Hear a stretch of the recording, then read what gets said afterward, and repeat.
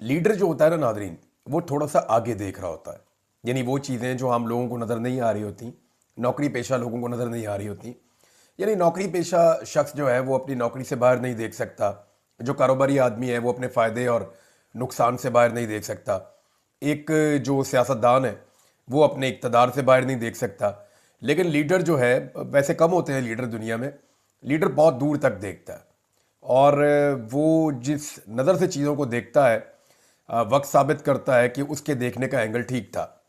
इमरान खान साहब यहाँ पे इस खित्ते में दो बड़े अहम मामलात में दुरुस्त साबित हुए हैं। एक, इमरान खान साहब ने जो कुछ भी अफ़गानिस्तान की जंग के बारे में कहा था वो हूबहू वैसे ही साबित हुआ। इमरान खान साहब 20 साल से कह रहे थे कि अफ़गान जंग का कोई अंजाम नहीं होगा, आपको टेबल पर बैठकर अमेरिका को वहाँ से निकलना पड़ेगा और वो मुश्किलात रहेंगी अमेरिका के लिए। तो हमने देखा कि वही हुआ। हालांकि अमेरिका की असेसमेंट कुछ और थी, वो बहुत ताकतवर मुल्क है, अमेरिका के पास बड़े वसाइल हैं, लेकिन इसके बावजूद अपने बेशुमार डॉलर ज़ाया करवाने के बाद अमेरिका के साथ वही हुआ जो इमरान खान साहब ने कहा था। इसी तरह से जब यूक्रेन और रशिया की लड़ाई शुरू हुई तो इमरान खान साहब ने यह फैसला किया कि इसके अंदर हम न्यूट्रल रहेंगे और हम ना रशिया का साथ देंगे ना हम यूक्रेन का साथ देंगे, क्योंकि इमरान खान साहब ये जानते थे कि इस जंग को जो भी एस्केलेट करेगा इसका नतीजा कोई नहीं निकलना। और आज डोनाल्ड ट्रंप की इंतज़ामिया आने के बाद जब चीज़ें तब्दील हुई तो वो होता हुआ भी हमें दिखाई दे रहा है। मिसाल के तौर पे जो बाइडन ने जो गलती की थी यूक्रेन को लेकर, यानी हुआ ये था कि चंद ही हफ्ते के अंदर यूक्रेन को बहुत बड़ी मिकदार में हथियार पहुंचाना शुरू कर दिए, बहुत बड़ी मिकदार में सपोर्ट देना शुरू कर दी और पूरी दुनिया से जदीद हथियार, जदीद इक्विपमेंट, वॉर प्लानिंग, सारा कुछ जो है वो पहुंचाया गया यूक्रेन में। और फिर रशिया के मुकाबले में सारे मुल्क इकट्ठे हो गए। अब लड़ तो रहे हैं वहां पे यूक्रेन के फौजी या यूक्रेनी नौजवान लड़ रहे हैं, कुछ और जगहों से भी लोगों को पहुंचाया गया पैसा देकर, फाइटर्स को ले जाया गया वहां रशिया के खिलाफ। लेकिन जो पैसा इस्तेमाल हो रहा था वो अमेरिका का और यूरोप का इस्तेमाल हो रहा था। तो एक पागलपन था जंग का जो बहुत आगे तक ले गया। ऐसा लगा कि जैसे यूरोप ने और अमेरिका ने जंग को बढ़ाने की कोशिश की है जंग को ख़त्म करने से ज़्यादा। यानी उन्होंने इतना ज़्यादा सपोर्ट कर दिया यूक्रेन को कि दोनों तरफ से बड़ी तगड़ी लड़ाई शुरू हो गई। अब अगर वो जंग को रोकने के लिए इतनी कोशिश करते तो शायद ये जंग चंद महीनों में या चंद हफ्तों में वो जंग रुक जाती। लेकिन अगर आप अदादोशुमार देखें तो इतना पैसा इस जंग पे लग चुका है कि इतना पैसा अगर इस खित्ते की तरक्की पे लगता तो पूरे खित्ते की किस्मत बदल जाती। अब रशिया जो है उसका अगर आप टोटल बजट देखें दिफाई तो वो पूरे यूरोप से ज़्यादा का है। वही यूक्रेनी सदर जो अमेरिका से निकला तो वहाँ काफ़ी शर्मिंदगी का उसे सामना करना पड़ा। डोनाल्ड ट्रंप ने और अमेरिका के जो नायब सदर हैं, इन दोनों ने मिलके जिस तरह का सलूक किया यूक्रेन के सदर के साथ, उसके बाद जब वो यूरोप पहुंचे और बरतानिया पहुंचे तो 10 डाउनिंग स्ट्रीट के बाहर आकर वज़ीर आज़म जो बरतानिया के हैं उन्होंने रिसीव किया और बड़ा वार्म वेलकम किया। इसके अलावा खबर आ रही है कि जनाब उनको रॉयल रिसेप्शन भी दी जा रही है। यानी जो शहजादा चार्ल्स हैं बरतानिया के, वो भी अब रिसेप्शन दे रहे हैं और वो भी मिलेंगे इनको, ज़ेलेंस्की को, जो यूक्रेन का सदर है। इसके अलावा मैक्रोन हो या जो जर्मनी की गवर्नमेंट है वो हो या जितने बड़े मुल्क हैं यूरोप के, वो सारे के सारे सपोर्ट कर रहे हैं यूक्रेन को। लेकिन ये यूक्रेन को कितना पैसा दे सकते हैं? अभी बरतानिया ने 2.26 अरब डॉलर का कर्ज दिया है यूक्रेन को लड़ने के लिए कि जनाब आप इससे हथियार खरीद लें, आप रशिया के साथ लड़ाई लड़ते रहें। तो अब कर्जा लेकर वो हथियार खरीदेंगे और रशिया के साथ लड़ाई लड़ेंगे। इसके अलावा जो है वो जर्मनी ने फुल सपोर्ट का कहा है, ऑस्ट्रेलिया ने सपोर्ट का कहा है, कनाडा ने सपोर्ट का कहा है, फ्रांस ने सपोर्ट का कहा है। तो यूरोप अपनी पूरी सपोर्ट दे भी दे तो क्या वो यूक्रेन की मदद कर सकता है और इस जंग को रोक सकता है? तो जवाब ये है कि अमेरिका के बगैर उनके लिए ऐसा करना मुमकिन नहीं है। क्योंकि देखें, रूस का अकेले का जो दिफाई बजट है वो पूरे यूरोप के दिफाई बजट से ज़्यादा है, नंबर एक। और रूस ने लगभग 41% तक अपने बजट को, ये जो सिनेरियो इस वक्त चल रहा है जंग का, इसकी वजह से बढ़ाया भी है। दूसरी बात यह है कि जो यूक्रेन के सदर हैं उनका ये कहना है कि 1 से 2 लाख उनको इजाफी फौजी चाहिए होंगे जो फौजी रूस को एक बड़े हमले से रोक सकें। लिहाजा ये फौजी कहाँ से आएंगे? इसमें जब आप अदादोशुमार देखते हैं जो यूरोप के पास हैं अमेरिका के बगैर, तो वो बमुश्किल 30,000 फौजियों का बंदोबस्त और इंतज़ाम कर सकते हैं कि वहाँ पे उन्हें तैनात किया जा सके। तो ये बड़ा मुश्किल है और सूरत हाल उतनी आसान नहीं है अमेरिका के बगैर जितनी यूरोप को लग रही थी। अब अमेरिका की कमी का एहसास भी होगा, दूसरी जानिब अमेरिका को भी थोड़ा दबाव का सामना करना पड़ेगा, क्योंकि अमेरिका का जो इत्तेहादी है वो यही मगरबी ममालिक हैं। ये वाले जो मुल्क है ना, यूरोपीय ममालिक या बरतानिया या ऑस्ट्रेलिया, यही तो दुनिया में अमेरिका के इत्तेहादी है और इनके बलबूते पे अमेरिका पूरी दुनिया के ऊपर रूल करता है। जिस चीज़ को चाहता है उसके ऊपर अपनी मर्जी का फैसला करवा लेता है। तो यहाँ अगर अमेरिका अपने आप को बाहर रखेगा तो अमेरिका के अपने ताल्लुकात भी कुछ हद तक मुतासर होंगे, क्योंकि यूक्रेन को लेकर जितनी बड़ी एक वॉर प्लानिंग की गई थी और जितने ज़्यादा यूक्रेन को लेकर जज्बाती हो गए थे यूरोपियंस, अब उनके लिए पीछे हटना और वापस जाना वो उस तरह से मुमकिन नहीं होगा। अमेरिका जंगबंदी कैसे करवाता है, रशिया को किन शराइत के ऊपर आमादा करता है और यूक्रेन जो है वो उसको इस जंग में क्या खोना पड़ता है, ये वो बड़े सवालात हैं जिनका जवाब हमें आने वाले दिनों में मिलेगा। इन चीज़ों के ऊपर हम नज़र रखेंगे। लेकिन जिस तरह व्हाइट हाउस में हुआ यूक्रेन के सदर के साथ, उस तरह तो अल्लाह करे किसी के साथ भी ना हो। लेकिन फिर उनकी इज्जत की कुछ हद तक बहाली यूरोप और बरतानिया ख़ास तौर पे पहुंचने पर हुई है।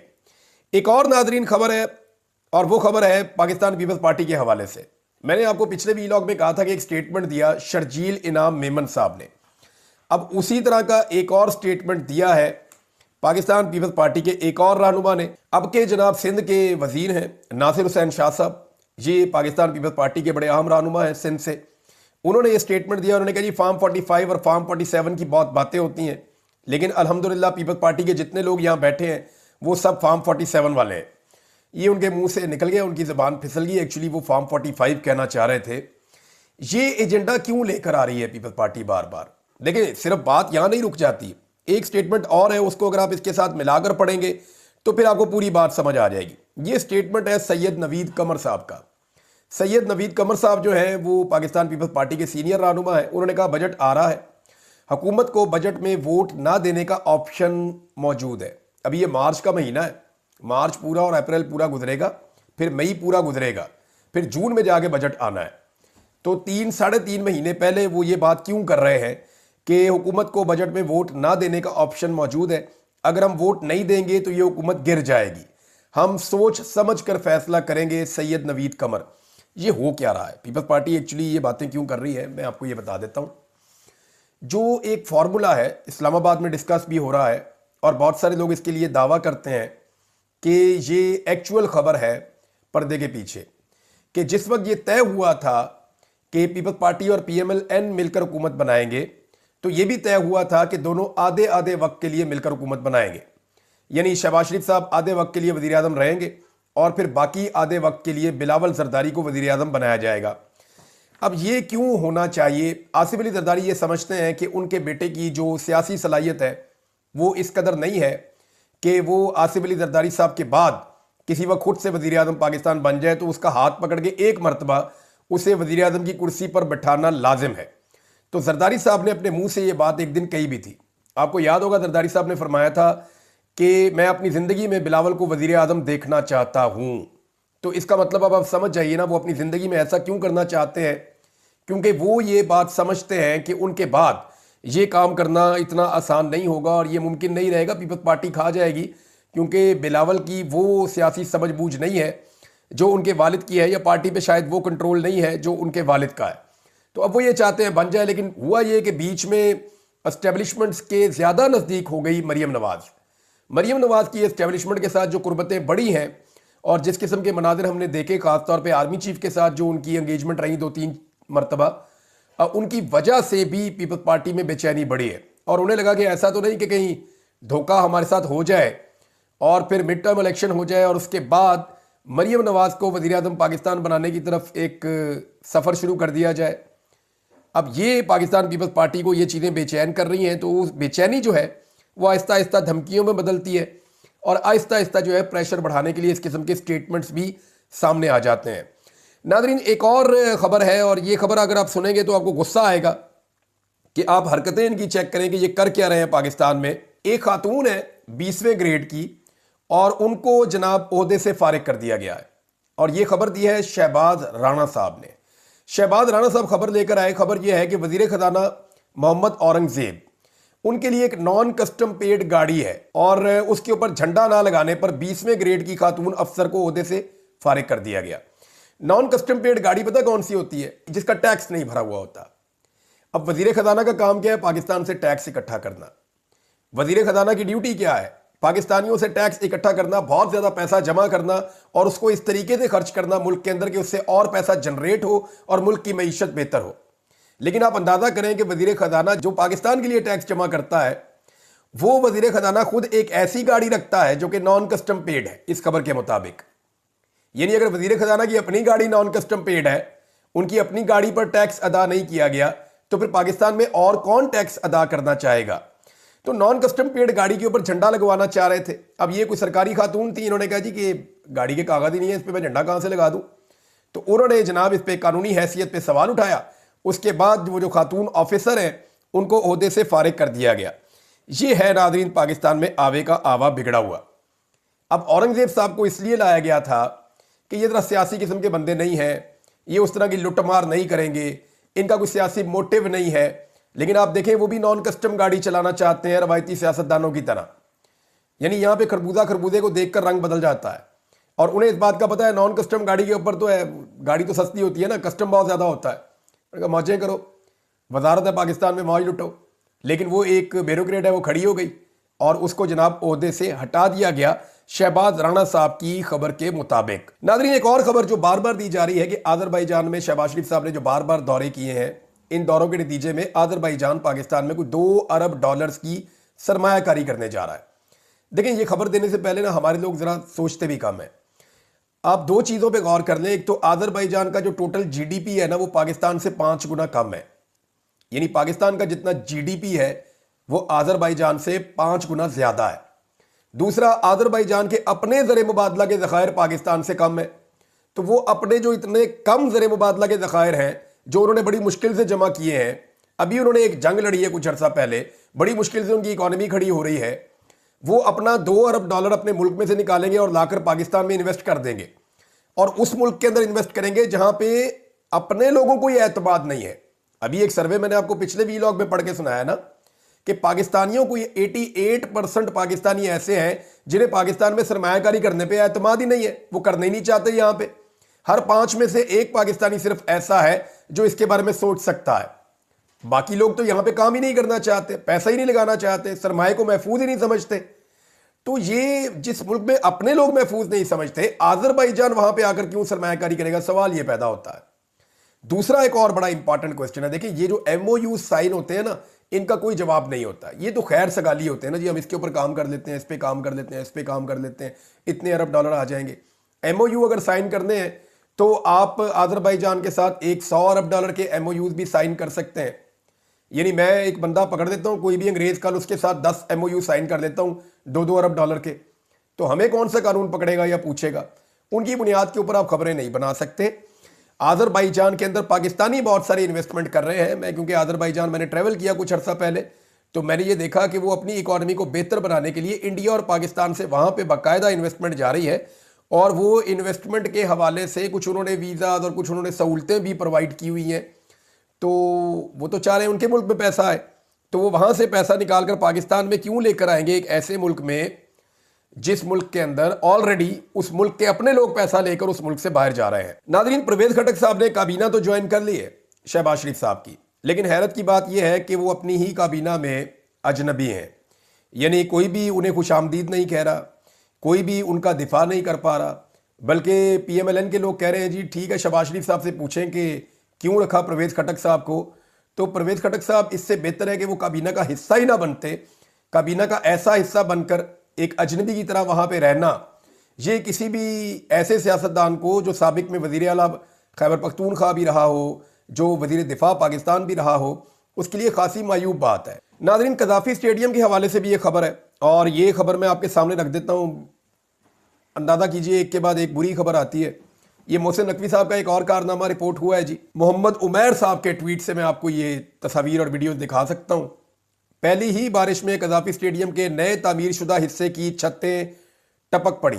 अरबों पैसे बने इस प्रोजेक्ट में कितनी करप्शन होगी ग्रीन लेन की तरह पहली बारिश में ही सब कुछ बह गया। इस खबर पर कितने प्रोग्राम हुए, ये उन्होंने सवाल भी उठाया। मामला ये है तो फिर प्रोग्राम तो होने चाहिए थे, निकलना चाहिए था। लेकिन अजीब बात यह है कि मोहसिन नकवी साहब करें या अनवार काकड़ साहब करें, जो भी इस वक्त पाकिस्तान तहरीक इंसाफ के खिलाफ इस्तेमाल हुआ है उसको किसी किस्म की पकड़ नहीं है। यानी मुझे नहीं लगता कभी इसकी इंक्वायरी होगी या कोई पकड़ा जाएगा या पूछा जाएगा कि जनाब कज़ाफ़ी स्टेडियम को आपने बनाया था, एक तो आपने जंगी बुनियादों के ऊपर बनाया, मे बी कोई डिज़ाइन में गलती रह गई, या मे बी कहीं पे गफलत हुई है, या जानबूझकर करप्शन हुई है, कुछ ना कुछ तो ऐसा हुआ जिसकी वजह से ये मनाजिर हम देख रहे हैं। इसी तरह आपको याद होगा निगरान हुकूमत में आटे का एक बहुत बड़ा स्कैंडल आया था, ये अरबों रुपए का स्कैंडल था और बड़ा खौफनाक स्कैंडल था। चीनी का एक स्कैंडल आया था, लेकिन उनके ऊपर कुछ भी नहीं हुआ, किसी ने एक लफ्ज तक नहीं बोला। और वजह यह है ना बोलने की और कोई एक्शन ना लेने की, क्योंकि पाकिस्तान तहरीक इंसाफ के खिलाफ ही सारा एक्शन होना है। ये पढ़ी लिखी बात है पाकिस्तान में, उसके अलावा किसी और के ऊपर कोई एक्शन होना नहीं है। नाज़रीन, पाकिस्तान तहरीक इंसाफ की खैबर पख्तूनख्वा की हुकूमत ने एक बहुत अच्छा कदम उठाया है, एक ज़बरदस्त फैसला किया है, और इस फैसले को जितना अप्रिशिएट किया जाए उतना कम है। खबर यह है जी कि सूबाई हुकूमत ने 9 मई के बाद दर्ज सियासी नौयत के मुकदमात वापस लेने का फैसला कर लिया है। यानी कैबिनेट ने यह फैसला किया है और काबीना के फैसले को फिर हुकूमत को अमल दरामद करवाना पड़ता है। और तय ये पा गया सूबाई हुकूमत की जानिब से कि 9 मई वाक़यात के बाद दर्ज होने वाले बेबुनियाद और सियासी नौयत के मुकदमात फौरी तौर पर वापस लिए जाएंगे। इस हवाले से प्रोसिक्यूटर्स को टास्क देते हुए मुकदमात का जायज़ा लेने की हदायत कर दी गई है। ये अली अमीन गंडापुर साहब की जो खैबर पख्तूनख्वा की हुकूमत है उनका एक बड़ा अहसन कदम है। ये अच्छा काम किया उन्होंने, बल्कि होना तो ये चाहिए कि किसी भी पॉलिटिकल पार्टी के ऊपर अगर मज़ीद भी कोई सियासी नौयत के मुकदमात वहाँ पे दर्ज हैं तो वो भी ख़त्म किए जाएँ। चाहे PTM के ऊपर गलत मुकदमात दर्ज हैं, चाहे वहाँ पे फजलुर रहमान साहब की पार्टी पे कोई गलत मुकदमात दर्ज हैं, PMLN या पीपल्स पार्टी या ANP, किसी के ऊपर भी सियासी नौयत के मुकदमात दर्ज हैं तो बग़ैर किसी इम्तियाज़ के तमाम सियासी नौयत के मुकदमात ख़त्म करने चाहिए। ये सिलसिला अगर खैबर पख्तूनख्वा की हुकूमत ने शुरू किया है तो उसके बाद फिर मीडिया दबाव डाल सकता है बाकी लोगों के ऊपर भी कि आप भी ऐसा ही करें। नाज़रीन, एक और अफसोसनाक खबर है और वो खबर बलूचिस्तान से है। बलूचिस्तान से अच्छी खबरें कम मिलती हैं और तकलीफ़ होती है बुरी खबरें सुनाते हुए बलूचिस्तान के हवाले से, लेकिन ये एक और ख़बर है। बलूचिस्तान में पुलिस ने प्रेस क्लब के अंदर घुस के जो है वो उसातिज़ा को गिरफ़्तार किया है। ये नौजवान उसातिज़ा हैं, ये एहतजाज कर रहे थे क्योंकि इन्होंने मुकाबले का इम्तिहान पास किया और अदालती फ़ैसलों के बावजूद इन्हें नौकरी नहीं दी गई। यानी अभी एक आदमी ने खुदकुशी की, आपने देखा, वो जो खुदकुशी किया लाहौर हाई कोर्ट में, उसके बाद क्या हुआ, चंद दिन लोग बात करेंगे उसके बाद भूल जाएंगे। अब ये भी अदालती अहकामात के साथ मौजूद थे और एक प्रेस कॉन्फ्रेंस करने के लिए आए थे प्रेस क्लब में कि जनाब हमें अदालती फैसलों के बावजूद नौकरी ना देने पर टीचर्स एहतजाज और प्रेस कॉन्फ्रेंस के लिए आए प्रेस क्लब में कोयटा में, और वहां अंदर घुसकर पुलिस ने उन्हें गिरफ्तार कर लिया। ऐसा कभी नहीं होता था कि पुलिस प्रेस क्लब के अंदर घुस जाए, ऐसा कभी नहीं होता था कि पार्लियामान के अंदर घुस जाए, ऐसा कभी नहीं होता था कि अदालत के अंदर घुस जाए। कुछ एहतराम हुआ करता था कुछ जगहों का, लेकिन वो एहतराम बदकिस्मती से अब ख़त्म कर दिया गया है। और ये जो बलोच उसातिज़ा है, ये नौजवान है, अब ये दरसो तदरीस के लिए काम करना चाहते हैं, तालीम के लिए काम करना चाहते हैं, तो इनके हाथों में किताबें, कलम, ये चीज़ें अच्छी लगती है। लेकिन जब आप इन्हें दीवार के साथ लगाएंगे, प्रेस क्लब में घुस घुस के इनको गिरफ्तार करेंगे, इनके साथ ज्यादती करेंगे, इनको नौकरियां नहीं देंगे, तो आप इनसे क्या चाहते हैं? देखिए, बलूचिस्तान का नौजवान पहले ही बड़ा मायूस है। हमें उसका हाथ थामना है, हमें उसका सहारा बनना है और उसे मेन स्ट्रीम में लाकर पाकिस्तानियों की तरह, जैसे पूरे पाकिस्तान में हर जगह नौजवान की इज्जत है, वैसे उन्हें